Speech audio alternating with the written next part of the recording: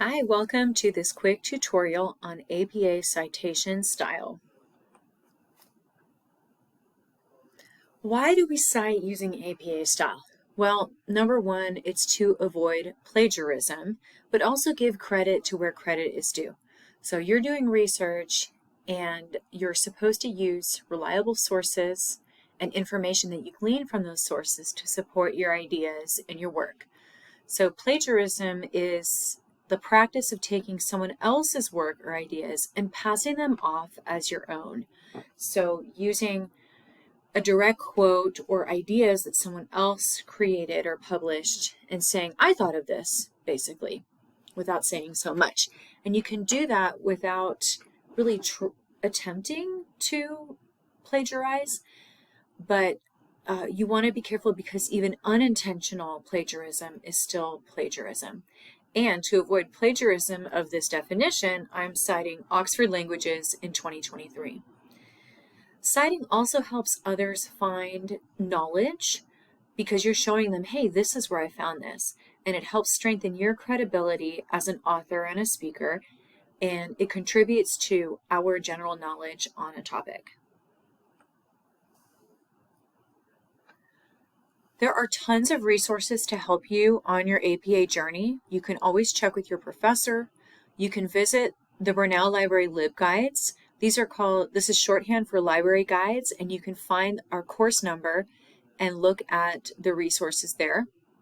There's also a LibGuide for APA style. You can ask a librarian at Brenau for assistance, and you can do that by visiting the website for the library. I think it's just library.brenau.edu, and click on Ask a Librarian, and they can literally help you cite an exact source if you share it with them. There's also a Brenau Writing Center on campus and a Center for Academic Success and the Office of Accessibility Services if you need help with accessibility and with learning assistance. All right, here is even more information about APA. You can see I have visited, if you look at the breadcrumbs at the top, it says Brenau University LibGuides APA Citations Guide 7th edition tutorials. There's a whole menu here of things. You can look at an end of paper checklist to make sure you've completed everything you were supposed to complete for this work.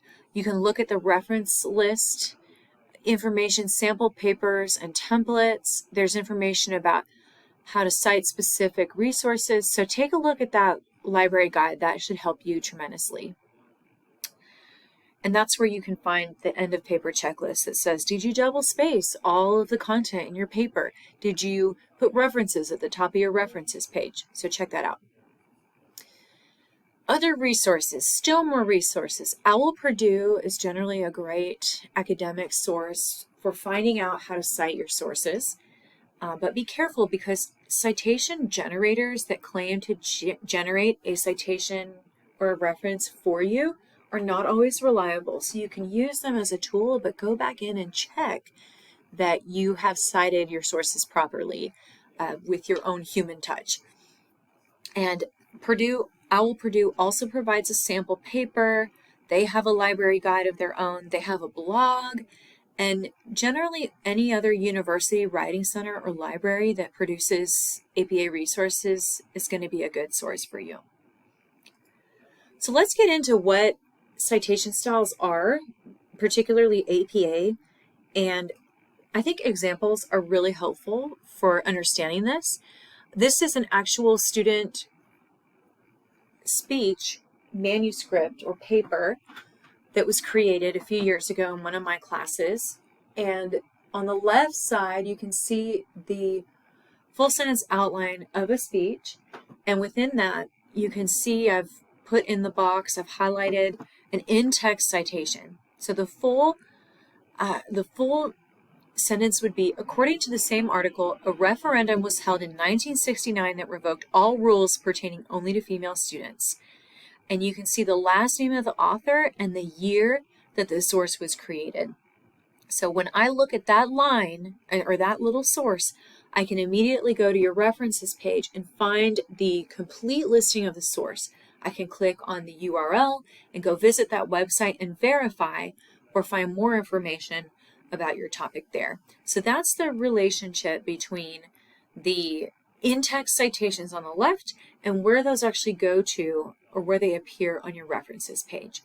So if I go to through this person's paper, I can see the Datasman reference. I can find the cross-reference. I'll find the red and black newspaper. I'll find Townsend, and so on. So let's dig into what your references page should actually look like for your assignment. Well, the word references will be centered at the top in bold typeface. You're going to double space everything so that there's nice spacing between each line. All of your sources are going to be in alphabetical order. So if you look, it's C, ignore the and any other articles like A and N. So corporation, C is before J, then Walker, then X. All right, and there's a hanging indent after the first line of every source. And a hanging indent just means you indent, do basically a paragraph space after the first line of the source. So the first line of a source will be totally to the left, and then each line of that source will be hanging, a hanging indentation that'll hang underneath the parent reference or citation. So you can see that with the corporation here, and you can see that with Walker, and you can see that with Zhang. All right, the first source I've highlighted here in a box is a brochure or a PDF or a document that's been cited. So you can see the title of the document, the year it was produced, or rather, I'm sorry, the first thing is the name of the corporation that produced the brochure, then the year, then the title, the date it was retrieved, and the URL. Here, the second source that I'm highlighting is a sample book title. So if you're citing a book, you're going to want to put the last names of the authors and their first names in initials. So Jones, comma, A, B if they have a second initial, and you see the ampersand instead of the word and then Brooke is the last name. CD are the initials. You might just have one initial if they don't give you their middle name in the book, and the year that the book was published. The book title you'll see is in lowercase, which is an interesting APA-ism, but you basically, if it's not a proper noun like Germany, everything is in lowercase except for the first word in the title, and then the publisher, so Scholastic Inc. Next up, we have a news article, and news articles, you'll have authors sometimes, the exact date, and the name of the article and the source, as well as the URL. The last source I want to bring to your attention is actually a journal article. And sometimes journal articles have a lot of authors. So you can see Zhang, Cooper, Wilson, Lang are all there. And you want to mimic this format. So you never see the first name of an author in the beginning of a reference on a reference list in APA. And then you see the year again of the artifact. And then take a look at sample title. There's a colon there because there's a subtitle, and actually the first word following a colon will be capitalized. So sample title, colon, of is uppercase, an invented journal article.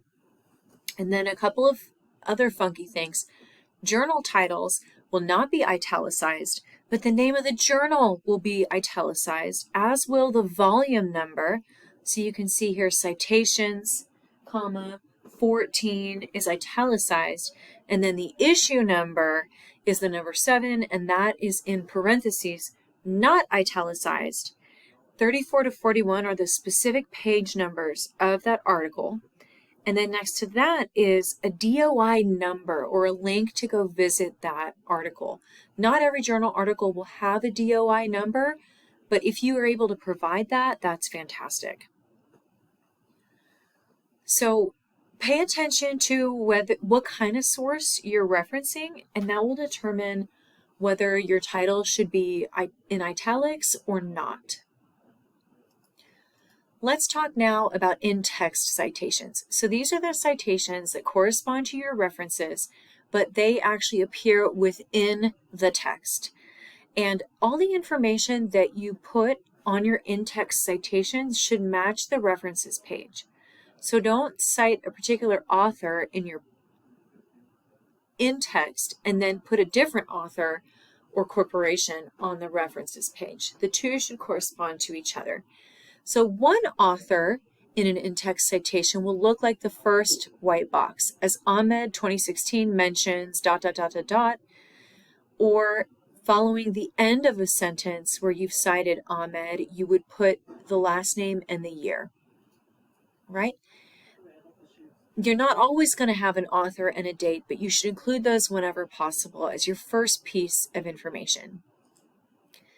Next up, you can have two authors, and so that's going to look a little bit different. You're going to use the word "and" if it's actually appearing in your text, but if you're just putting the citation at the end of the sentence, it's going to be Wegener and Petty with an ampersand, comma, the year. 3 or more authors starts to get a little crazy. So Kernus et al., that just means "and everybody" in Latin, and comma, the year it was produced. Or in the text, Kernus et al. 1993 suggest, so on and so forth. So it's up to you whether you want to include the author and the year within a sentence, which is effective for speeches because you're going to have to cite your citations orally anyway. You may as well put them at the beginning of the sentence. But you can also cite authors at the end of the sentence, and that's effective as well. So you might have in-text citations where you have an organization as the author rather than an author's name like Jones or Peters. So in this first example, according to the American Psychological Association 2000, you have the association as the author rather than a person.